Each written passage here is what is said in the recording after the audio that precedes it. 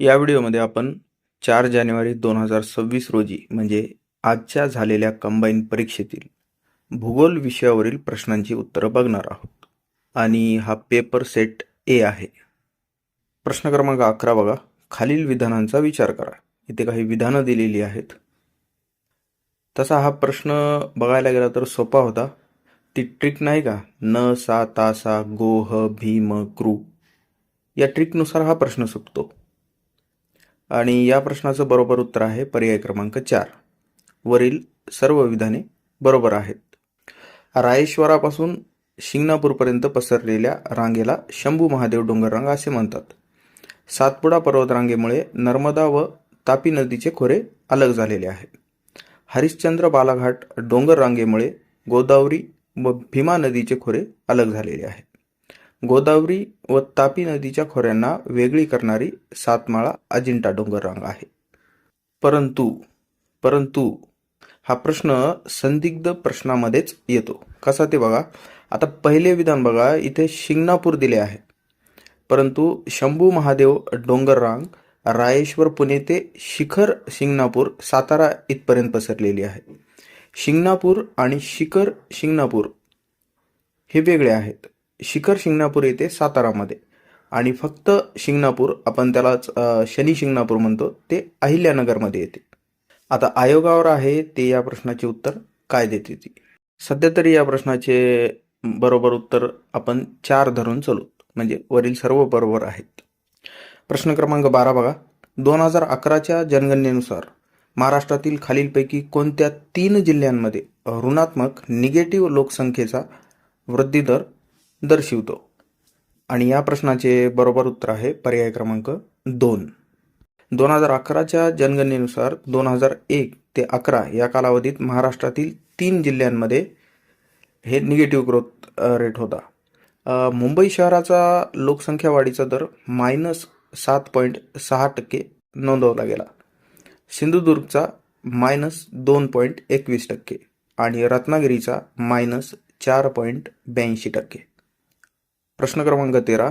संचालनालय खनिज विभाग नागपूर यांच्या 2014च्या आकडेवारीप्रमाणे महाराष्ट्रात लोह खनिजाचे साठे कोणत्या जिल्ह्यात अधिक आहेत?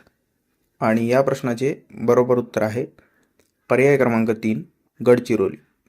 आणि हा प्रश्न व्हेरीफाय केलेला आहे डायरेक्टोरेट मायनिंग डिपार्टमेंट नागपूरच्या वेबसाईटला व्हिजिट करून.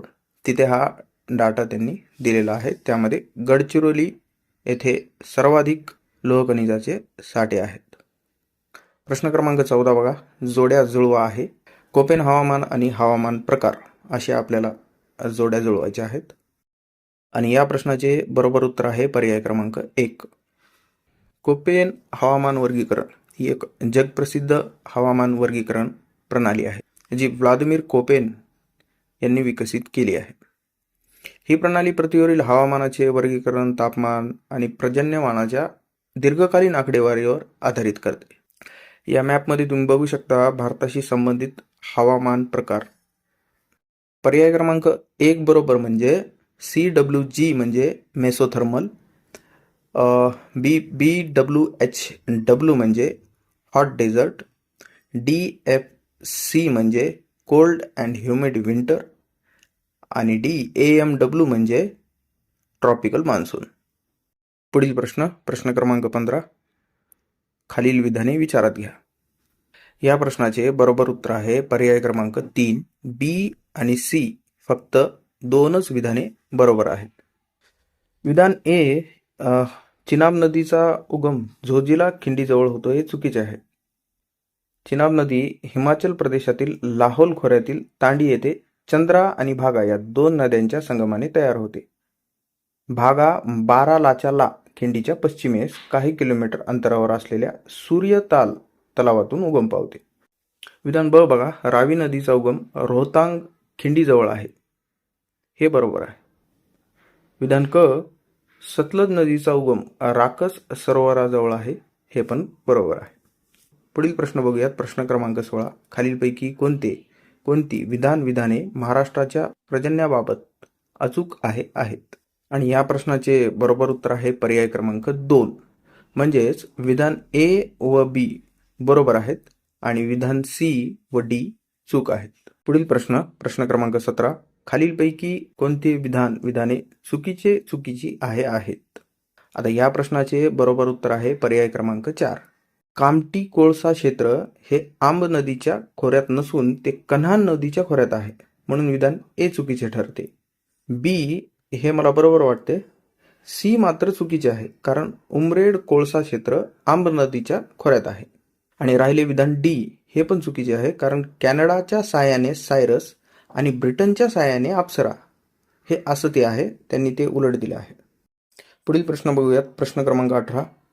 पाणलोट क्षेत्र विकास कार्यक्रमाचे खालीलपैकी कोणते उद्देश आहेत? आणि या प्रश्नाचे बरोबर उत्तर आहे पर्याय क्रमांक 2. ए आणि बी हे 2 त्याचे उद्देश आहेत. म्हणजेच भूमी उपयोजन आणि उत्पादनात पर्याप्त वाढ करणे, आणि ब वाहत्या पाण्याला नियंत्रित करून भूमीचे क्षरण थांबवणे. गुंतवणूक कमी, उत्पादन खर्चात वाढ करणे हे काही त्याचे उद्देश नाहीये. पुढील प्रश्न बघूयात. प्रश्न क्रमांक 19. खालील विधाने पहा. आणि या प्रश्नाचे बरोबर उत्तर आहे पर्याय क्रमांक 2. ए आणि सी ही विधाने बरोबर आहेत. विधान ए बरोबर आहे, कारण की महात्मा फुले कृषी विद्यापीठाचे डाळिंब तंत्रज्ञान संशोधन केंद्र लखमापूर नाशिक येथे आहे. विधान ब चुकीचे आहे, कारण फुले यशोदा गव्हाची जात नसून रब्बी ज्वारीची आहे. आणि विधान क बरोबर आहे. महाराष्ट्र कृषी विद्यापीठाचे कार्यालय मुंबई येथे होते, सध्या ते राहुरी येथे आहे.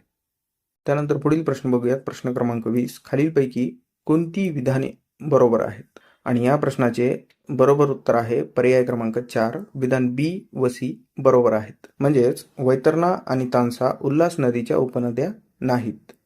बाकी हे ब आणि क, बी आणि सी खानापूर पठाराच्या दक्षिणेला कृष्णा नदीचे खोरे आहे, बरोबर आहे.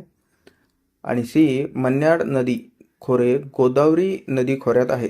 मन्याड ही गोदावरीचीच उपनदी आहे. धन्यवाद.